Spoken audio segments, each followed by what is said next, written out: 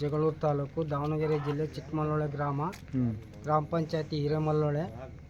ಸುತ್ತ 7:30ಕ್ಕೆ ಸ್ಫೋಟ ಆಯಿತು. ಅದೇನು ಬಾಂಬ್ ಅನ್ನೋದು ಗೊತ್ತಿಲ್ಲ, ಭೂಕಂಪ ಅನ್ನೋದು ಗೊತ್ತಿಲ್ಲ.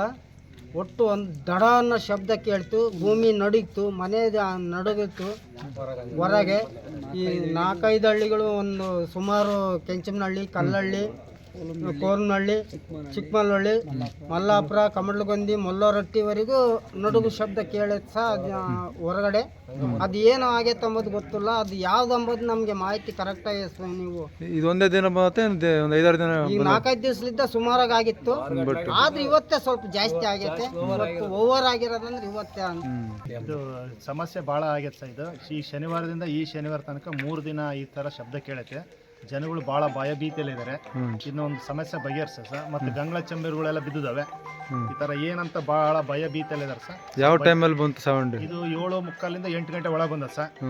ಈಗ ಈ ಹೋದ ಶನಿವಾರದಿಂದ ಈ ಶನಿವಾರ ತನಕ 3 ಸಲ ಈ ಸಲ ಬ್ಲಾಸ್ಟ್ ಆಗೈತೆ ನೋಡಿ ಸರ್.